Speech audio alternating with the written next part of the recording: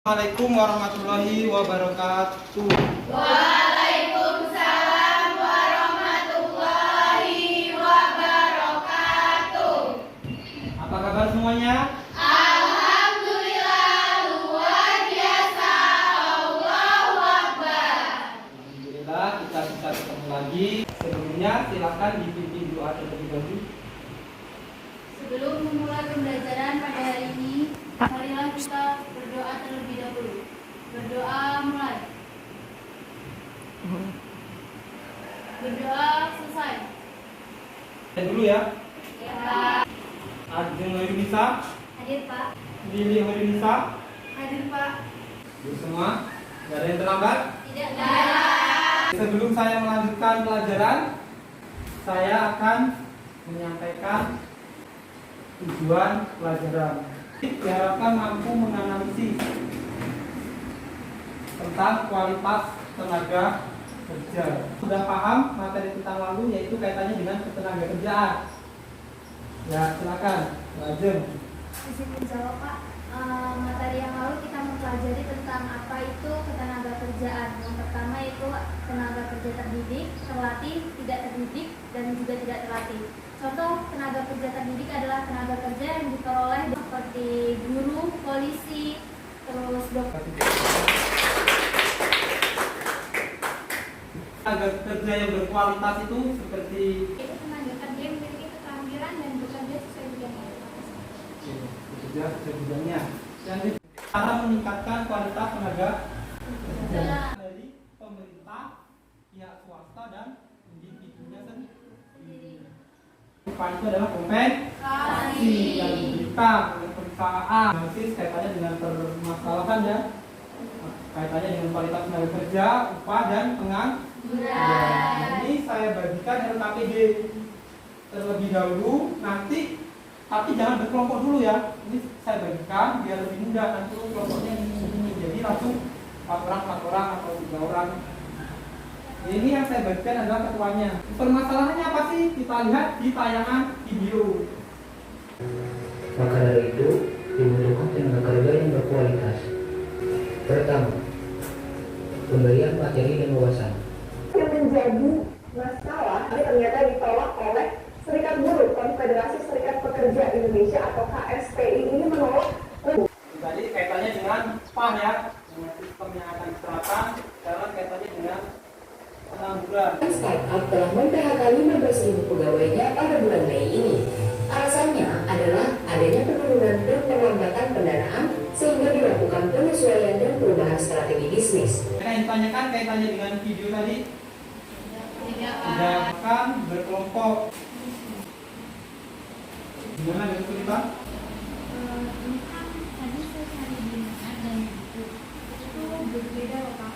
Jadi itu ditulis semua sama. Ya, ditulis semua. Itu kan bisa dari internet, bisa dari sumber lain, dari buku misalnya, ya, atau dari berbagai sumber ya. Itu silakan digabungkan mana tambahannya dan mana yang sama tidak digabungkan. Silakan presentasi. Assalamualaikum warahmatullahi wabarakatuh. Waalaikumsalam warahmatullahi wabarakatuh. Kami dari kelompok 1, di sini kami akan mempresentasikan hasil dari diskusi kelompok kami. Kami akan menjawab pertanyaan nomor 1, 2, dan pertanyaan nomor 3. Saya Siti Aisyah sebagai moderator, dan di samping saya ada teman saya Anita akan menjawab pertanyaan nomor 1. Silakan Anita. Pertanyaan yang pertama, bagaimana meningkatkan kualitas tenaga kerja? Perlu ada untuk meningkatkan mutu tenaga kerja dari pihak pemerintah, pihak swasta atau perusahaan, dan individu. Yang pertama, melalui peran pemerintah, upaya meningkatkan mutu yaitu mendirikan berbagai pusat latihan tenaga kerja. Tidak hanya itu, pemerintah juga melakukan studi banding, memberikan modal usaha, dan mengevaluasi sumber daya manusia. Selanjutnya yang kedua, melalui pihak swasta atau perusahaan. Upayanya adalah bekerja sama antara kampus atau sekolah. Jadi perusahaan itu menyediakan menyediakan peluang bagi siswa atau mahasiswa untuk menyediakan kerja praktik atau magang di perusahaan yang sudah ditentukan. Selanjutnya, yang ketiga, melalui individu. Langkah yang harus dilakukan untuk meningkatkan mutu dirinya, yaitu poin yang pertama, membekali diri sendiri dengan berbagai hal yang dikehendaki oleh perusahaan. Yang kedua, menanamkan jiwa wirausaha. Terima kasih. Pertanyaan nomor 2 akan dijelaskan oleh Zaskia. Baik, pertanyaan nomor 2 adalah apakah dampak yang ditimbulkan terkait rendahnya kualitas tenaga kerja? Apabila kualitas tenaga kerja rendah, akan mengakibatkan pekerjaan yang diminta oleh suatu organisasi tidak sesuai dengan harapan, sehingga membuat tingkat produktivitas rendah dan upah yang diterima juga tidak sesuai dengan harapan kerja. Adapun beberapa contoh dari dampak rendahnya kualitas tenaga kerja yaitu yang pertama, semakin banyaknya pengangguran, yang kedua, rendahnya jumlah tenaga ahli, dan yang terakhir, memungkinkan masuknya warga negara asing atau WNA yang kualitasnya lebih tinggi dibandingkan tenaga kerja Indonesia. Pertanyaan terakhir akan dijelaskan oleh Dwi Atika. Untuk pertanyaan yang nomor 3, yaitu dampak positif dan negatif dari diciptakannya Undang-Undang Cipta Kerja. Yang pertama, saya akan menjawab dampak positif dari rancangan Undang-Undang Cipta Kerja. Dampak positif dari rancangan Undang-Undang Cipta Kerja ini diharapkan dapat membuka lapangan pekerjaan baru, di mana rancangan undang-undang ini mengatur mengenai ketenagakerjaan yang mengatur jam kerja, upah, pesangon, serta mekanisme pekerja kontrak yang ditunjukkan untuk dapat meningkatkan kualitas ketenagakerjaan.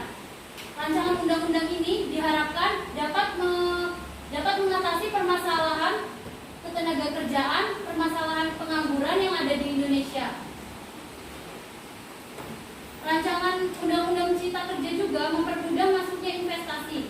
Selain penyerapan tenaga kerja, kemudahan dalam mendirikan badan usaha maupun perusahaan. Rancangan Undang-Undang Cipta Kerja juga diharapkan merupakan kebijakan yang dapat menguntungkan masyarakat, pada khususnya perekonomian Indonesia pada umumnya. Proses perizinan ke Indonesia akan lebih cepat dan mudah, sehingga perekonomian diharapkan dapat segera berputar. Investasi yang cepat juga akan mendorong semakin bertumbuhnya usaha-usaha kecil, mikro, dan menengah untuk menyerap tenaga kerja. Selanjutnya adalah dampak negatif dari diciptakannya Undang-Undang Cipta Kerja ini adalah dinilai banyak merugikan buruh, nelayan, dan kelompok masyarakat lain. Masyarakat menganggap bahwa Undang-Undang Cipta Kerja ini lebih mengutamakan melayani kepentingan korporasi seperti perusahaan-perusahaan besar yang sudah terdaftar secara resmi, hingga melahirkan hiperregulasi semu. Pembuatannya pun banyak yang tidak sesuai mekanisme pembuatan peraturan perundang-undangan. Terima kasih. Gimana? Ada yang mau bertanya? Bukan namanya ya. Assalamualaikum warahmatullahi wabarakatuh. Waalaikumsalam warahmatullahi wabarakatuh. Saya ingin bertanya, untuk apa pemerintah menciptakan UU Cipta Kerja? Ya. Terima kasih untuk Sheila atas pertanyaannya. Di sini saya akan menjawab pertanyaan tersebut. Ya.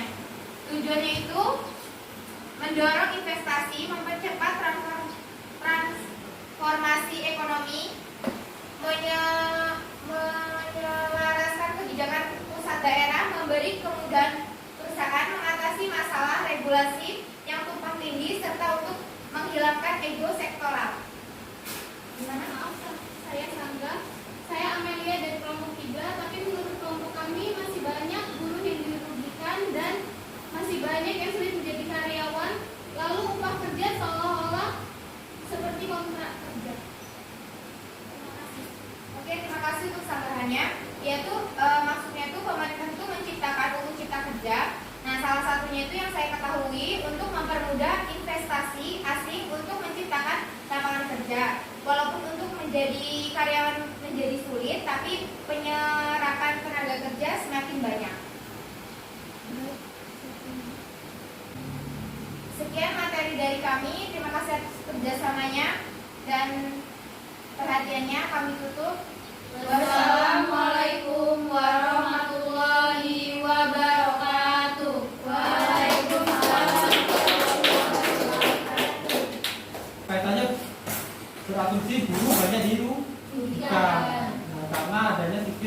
Poltra. Nah, ini adalah salah satu bentuk terobosan pemerintah ya. Memang ada dampak positif dan dampak negatifnya. Bisa saja beranggapan seperti tadi, karena kita tidak selama 1 bulan itu belum tentu mendapatkan bayaran penuh. Tetapi dengan bayaran penuh tersebut, mungkin perusahaan juga merasa dirugikan. Tujuan pemerintah sebenarnya juga baik. Dengan hal seperti itu, sebenarnya akan menarik investasi asing ya, agar ke Indonesia. Tujuannya apa? Menyerap tenaga kerja.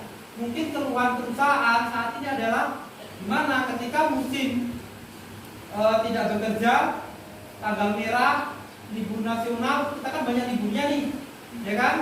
Nah, mungkin perusahaan-perusahaan itu mengalami kerugian, sudah memberikan THR, ya kan? Nah, terus upahnya sudah disesuaikan, tidak boleh dikurangi walaupun itu tanggal merah, cuti, misalnya cuti yang sesuai dengan peraturan, ya kan? Nah, itu mungkin dengan begitu banyak perusahaan-perusahaan yang keberatan. Maunya seperti ini terus nggak ada investasi asing, sementara kita belum bisa menciptakan lapangan pekerjaan. Oke, yang bisa bekerja. Bagaimana dengan yang tidak bekerja? Maksud pemerintah bagus, memang belum terkena dampak. Tetapi dengan itu tadi, adanya investasi asing, pembangunan tol, yang tetangganya tadi nggak kerja menjadi bekerja. Walau ini ada, silakan dikerjakan ya. Nanti kalau sudah selesai dikumpulkan. Jangan lupa dikasih nama. Semua?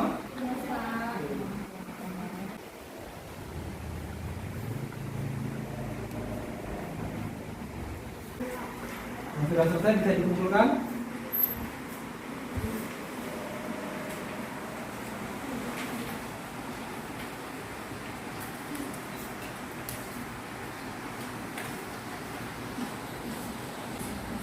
Gimana, bisa dikerjakan?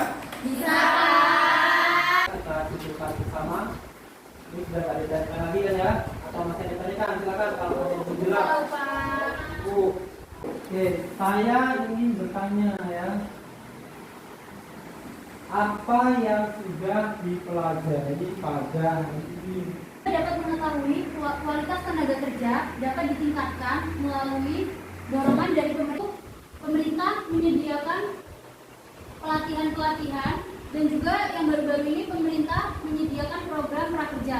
Selanjutnya adalah dari pihak swasta itu, pihak swasta yang melakukan kerjasama dengan. Silakan untuk berikutnya disimpulkan, ada intinya saja. Silakan. Saya baru bisa izin menyimpulkan. Jadi pembelajaran kita hari ini kita dapat mengetahui itu bagaimana cara meningkatkan kualitas dari ketenaga kerjaan, informasi upah, apa itu pengangguran. Pengangguran kan seperti yang kita ketahui yaitu ada pengangguran terbuka sama terselubung. Pengangguran terbuka itu adalah pengangguran yang kita misalnya contohnya habis lulus kerja nih kan nggak langsung dapat kerja, sedangkan pengangguran terselubung itu adalah pengangguran yang jam kerjanya kurang dari 8 jam. Sekian. Oke ya, masih semangat? Tetap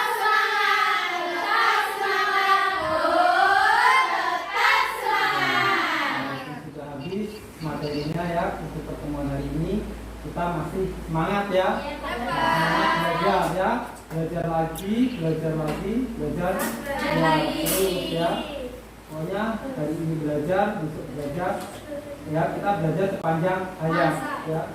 Panjang masa, kalau saat ini ya. Sepanjang hayat boleh, sepanjang masa juga boleh. Oke, selanjutnya kalau sudah tidak ada pertanyaan, kita tutup ya dengan doa. Silakan. Sebelum mengakhiri pembelajaran pada hari ini, marilah kita berdoa terlebih dahulu.